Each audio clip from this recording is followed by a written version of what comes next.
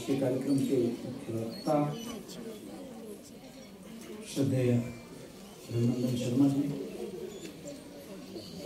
हमारे मित्र और साहित्य अकादमी मध्य प्रदेश के निदेशक आदरणीय विकास जी,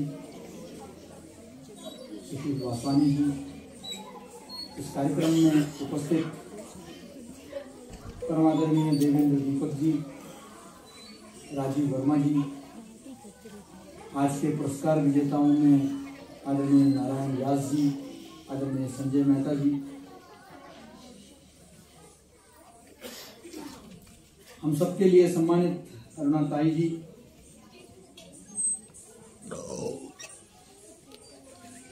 शैलेंद्र प्रधान जी और यहाँ उपस्थित सभी विद्वज्जन, युवा शक्ति।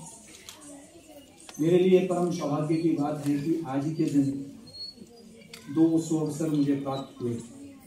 33 वर्ष के बाद एक सपना जो हमारे विश्वविद्यालय के संस्थापकों ने देखा था, आज उसे पूरा करने का सौभाग्य मिला। आज माखनलाल चतुर्वेदी राष्ट्रीय पत्रकारिता संघ एवं संचार विश्वविद्यालय अपने नए भव्य परिसर बिशनखेड़ी में आज हस्तांतरित हो गया। सब दादा की पुण्याई और आप सभी के शुभकामनाओं की वजह से ही हुआ। और दूसरा सौभाग्य आज ही हम सब के पूजनीय बाबा को श्रद्धांजलि देने का उनके शताब्दी वर्ष में ये अवसर प्राप्त हुआ। एक युवा पत्रकार के नाते उनको दिल्ली में विशेषकर करीब से देखने का अवसर मिला। और दो बातें जो मैंने हमेशा ध्यान दिया कि लोक संस्कृति को किस तरीके से आम लोगों के बीच में, वो दूरदर्शन और आकाशवाणी तक सीमित न रखकर उसको आम जन के बीच में किस तरीके से लोकप्रिय किया जाए, इस पर बाबा का हमेशा जोर था।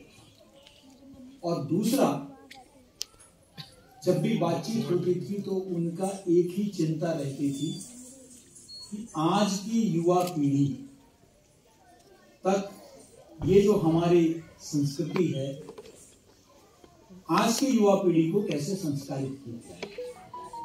और आज जब मैंने जीविका बिटिया को श्रद्धेय देवेंद्र दीपक जी के कविता पाठ आज इस मंच से करते हुए देखा, सुना, तो मुझे लगा कि बाबा का वो जो सपना है वो कहीं ना कहीं पूर्ण हो रहा है। जब एक हमारे परिवार के बुजुर्ग के कविता को हमारी आने वाली पीढ़ी, हमारी जो बिटिया है, जो हमारी भविष्य है, वह उससे संस्कारित हो चुकी है, परिचित हो चुकी है, और आज उसका यहाँ प्रस्तुति भी हुआ उन्हीं के समक्ष। मुझे लगा कि उनका जो सपना है कि हमारे बुजुर्गों का, हमारे जो संस्कार, हमारे सभ्यता का, उसको किस प्रकार युवा पीढ़ी तक पहुंचाया जाए। और संस्कार भारती ने यह कार्य बखूबी उनके मार्गदर्शन में किया। और दूसरा जो बहुत ही मेरे लिए बहुत बड़ी सीख थी, जो आज जब कला ऋषि सम्मान जब यहाँ सम्मानित किए गए,